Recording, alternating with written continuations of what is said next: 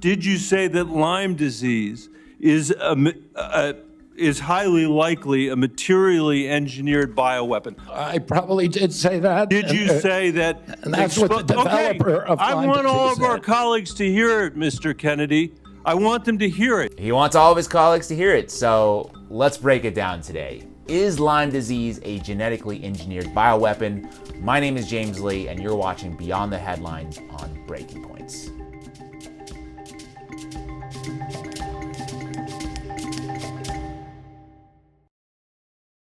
The first known cases of Lyme disease were reported in Lyme, Connecticut in the 1970s. But since then, the disease has exploded into a public health crisis, with the CDC estimating nearly 500,000 cases each year in the United States alone.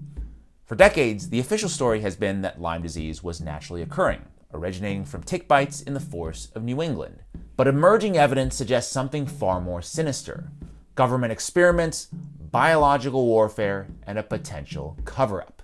So to help us unpack the real story, I'm joined today by Chris Newby, an award-winning medical science writer and author of Bitten: The Secret History of Lyme Disease and Biological Weapons. Chris, thank you so much for joining us today on Breaking Points. Thanks for the invite, James. I appreciate it. Of course, yeah. I just have to start with the irony of the whole situation. I'm sure you maybe caught some of this during the RFK Jr. hearing. Senator Michael Bennet, he was grilling RFK saying, "Did you say that Lyme disease came from a lab, blah, blah, blah?"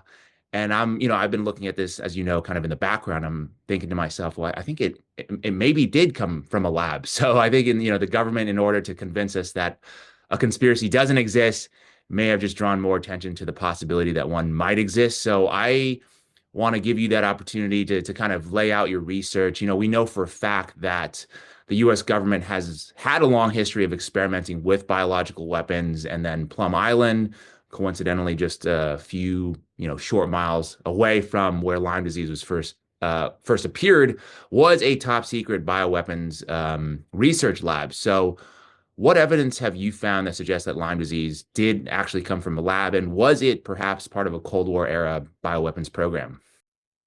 Well, it hasn't been definitively proven that Lyme disease was engineered and weaponized, but what we know for sure is there was a concerted program, almost as large and secretive as the Manhattan Project, to weaponize fleas, ticks, and mosquitoes.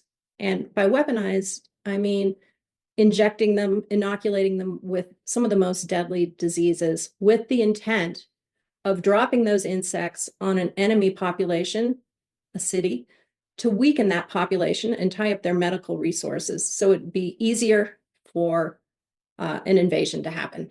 So there is definitive, undeniable proof that we were weaponizing those bugs. Whether or not Lyme was engineered, it hasn't been proven yet, but I wouldn't rule it out, keeping an open mind, because there's some very unusual things about the genome of Borrelia burgdorferi, the bacteria that causes Lyme disease. Yeah, so I know that in the book that you were citing, the Dr. Willy Burgdorfer, I believe his name was, and he was credited with discovering Lyme disease. And my understanding that he made some kind of admissions that came out later on before he died. Can you tell us a little bit about the details of that? Yes. So what Willy Burgdorfer did in the beginning of the bioweapons program was he took ticks and he would stuff them with multiple viruses and bacterium to meet a military objective. Like, we want a deadly tick bite here, we want an incapacitating tick bite, so it will weaken a population. So it was crude gain of function experiments, because once you mix multiple pathogens in the belly of a tick, viruses like mutate the bacteria. It's what they do. So so he would mix them inside ticks, put them on little rodents, see which rabbits died fast. He would cull that organism from the blood, and then he would send the samples to Fort Detrick, and they would see, can we weaponize this germ? So that sort of happened in the 50s. In the 60s, the military realized, well, it's hard to reliably stuff fleas and ticks and mosquitoes in a bomb and put them on the shelf till you need them. So they went to just brewing the organisms, some of them tick-borne, in a large steel tank, like you would brew beer. Then they would freeze dry the organisms, make them into dormant spores, and then they would hire a contractor like General Mills, the people that bring you Cheerios, to figure out how to mill them and powderize them so you could spread them over a battalion or a city. So that was the plan. And then the biological weapons program was ended by Nixon in 72. Research carried on under the umbrella of defense, at Dietrich and overseas. So that's pretty well established that those happened. Now, Borrelia burgdorferi, the bacteria that causes Lyme disease, recent papers that have genetically sequenced the organism show it has a mysterious and rapid evolution. In scientific terms, that means it doesn't seem like it was a natural evolution. And so to me, that supports the theory that perhaps they were mixing the bacteria with viruses to make something more virulent. And certainly that's what we saw on the ground in the early 70s in Lyme disease. I went to the Yale archives and looked at the very earliest symptom reports from Polly Murray, and it was just ghastly how horrible that disease was, with a lot of neurological things that were so unusual. And then the joint swelling. And in the end, when I was interviewing him about the Lyme outbreak, he obviously felt guilty. He said he wouldn't give me details of where and how the release of whatever we call Lyme disease really is, but he said accidents happens. Sometimes experiments don't turn out the way you planned. Wow. And I just want to give people also the bigger picture, right? This is just one small section. I know you've talked about the history just now of the military's tick weaponization program. What are some of the more, crazy experiments that you discovered that they were doing? Well, I go over these briefly. We meaning the U.S. military, sprayed live bacteria from tugboats around the San Francisco Bay Area in the 50s. It was called Serratia. It's supposed to be a stimulant and not be lethal, but there's at least one known death from that spraying of that live bacteria onto the San Francisco Bay Area. They did an experiment with a live bacteria in the New York City subways. So they got a live bacteria that was sort of like anthrax, and they had a guy fill a light bulb with it and crash it down on a subway grate. And then they had undercover agents with sniffers, and they determined that if that had really been anthrax, most of the subways would have been contaminated, and the people in the subways, and it could have been a mass casualty event. They mounted sprayers for germs on the back of trucks and went through the Pennsylvania tunnels that way. As far as ticks, I think the most outrageous tick experiments, uncontrolled on an unsuspecting public, were they did a pilot study in 1962 where they dropped infected ticks on Cuban sugarcane workers with the intent of destroying their number one cash crop so people would overthrow Fidel Castro, the communist leader. The other thing that there's one other experiment that I think could have been a driver for the Lyme area outbreak, and that is they were releasing deadly, aggressive Lone Star ticks that had been made radioactive so they could see how far they would travel over months to years. And they released them in coastal Virginia on the Atlantic Bird Flyway. And sure enough, a year after these experiments ended, there was a deadly spotted fever outbreak on Long Island. And these Lone Star ticks carry spotted fever, which is in both the ticks and that disease were non-native in that New York City metropolitan area. And then the other thing that are really bad about Lone Stars is through their saliva, they transmit a red meat allergy that can last a lifetime. And it means you can just take a bite of a hamburger and end up in the ER 5 hours later. So I mean, that's my summary of the most crazy bug-borne weapons programs. Right. And what the government is asking us to do is basically not put two and two together and say, well, these are completely, isolated situations, and let's not connect any of the dots here. But I want to switch gears to talking a little bit about our major health institutions, because for decades, the CDC and the NIH have downplayed Lyme disease, I think, insisting that, quote unquote, it's hard to catch, easy to cure. Yet, we have hundreds of thousands of people suffering from long-term symptoms. I believe you contracted a Lyme disease at one point in your life as well. That's kind of how you got into this. So, I'm curious your thoughts on why you think the government has been resistant to acknowledging chronic Lyme, and also, does that play into, are they hiding something about the origin of the disease based on what, their actions are? Well, I think there are a lot of parallels between the COVID outbreak and Lyme disease. I like to say the Lyme disease outbreak was a prequel to what we're seeing with COVID. And the important thing to know is that Lyme was the organism was announced in 82, and during that year was when the incentive structure for the CDC and the NIH and academic researchers changed. This Bayh-Dole Act was passed that said that if scientists in these organizations made a discovery and they patented them, then they could share in the profits if their discoveries were used in vaccines or test kits or treatments. So that major shift. And let's look at incentives again. Willie worked his whole career for the NIH. The NIH was complicit in curing disease and creating diseases.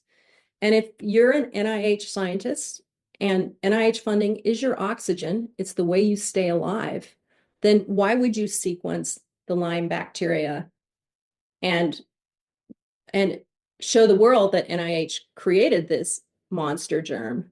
I mean, what's the incentive there?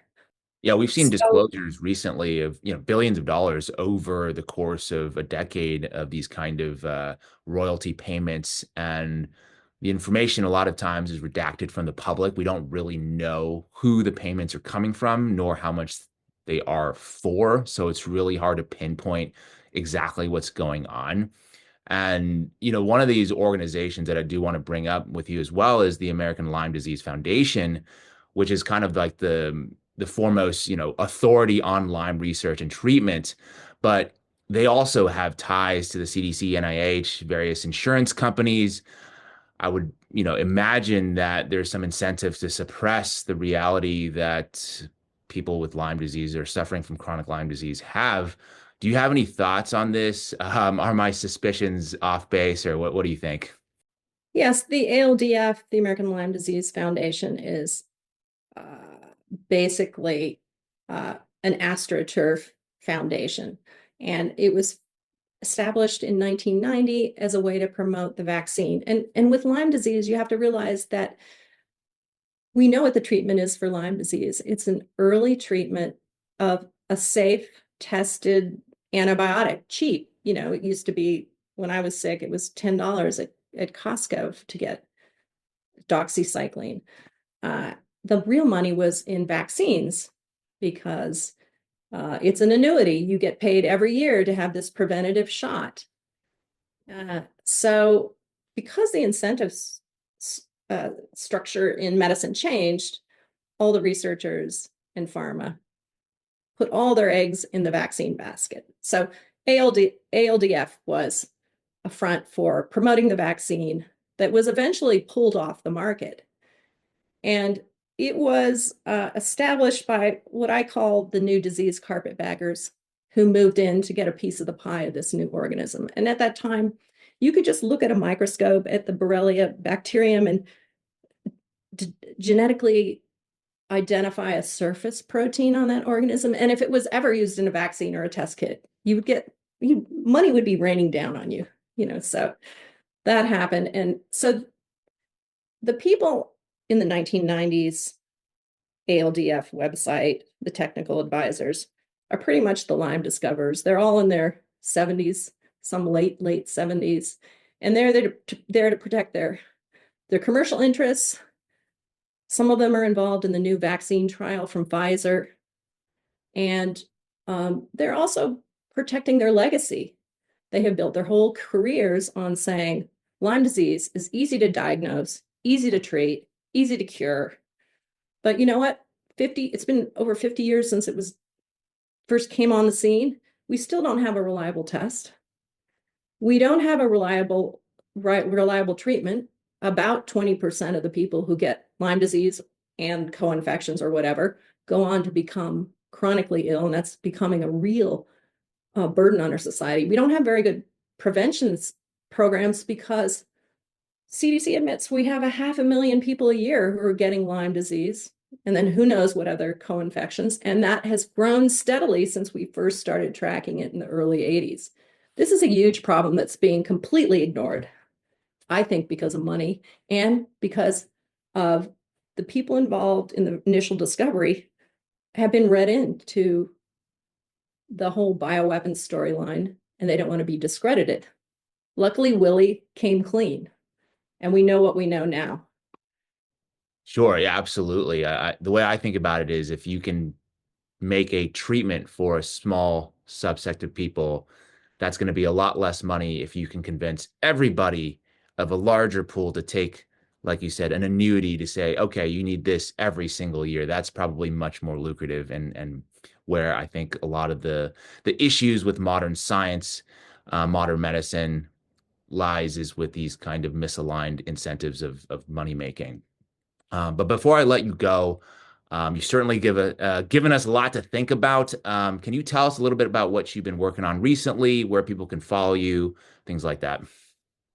Yeah, I've been really interested in the way military weapons developments, intended for the Soviets back in the Cold War, and there was just a series of dangerous experiments with a complete disregard for the American public, like the subway experiments and the San Francisco experiments. So when I researched all of bioweapons, I thought an interesting story was the Skull Valley story, where 6,000 sheep in 1968 dropped dead for unknown reasons. Very unusual. So I go through how that mystery unfolded, how it was the result of a nerve agent experiment in the Utah desert, and then the modus operandi for covering it up, which we've seen over and over. Just complete disregard for citizens. The ends justify the means. Well, yeah, I've yet to hear of any kind of gain of function research that has resulted in a cure or a prevention of a certain disease, and I more hear stories about, oops, we had an accident here, or oh, that was a close call in this situation. And last little bit, so where can people follow you? The two best places are chrisnewby.com, which has a lot of information about my book Bitten. And then I'm rolling out new research on the bioweapons program, specifically around weaponized ticks, on my Substack, which is Chris Newby too. Awesome. Well, thank you so much, Chris, for joining us today. A lot of, like I said, interesting things to think about, kind of questioning narratives as well as just information, and things don't make sense. It might help us just to dig a little bit deeper. So appreciate you for coming on the show today. Yeah, I appreciate you trying to get to the truth. That is it for me this week. If you want more stories that the mainstream media is unwilling to tell, please go and check out my YouTube channel, 5149 with James Lee. The link will be in the description below. And as always, appreciate your time today, and keep on tuning into Breaking Points.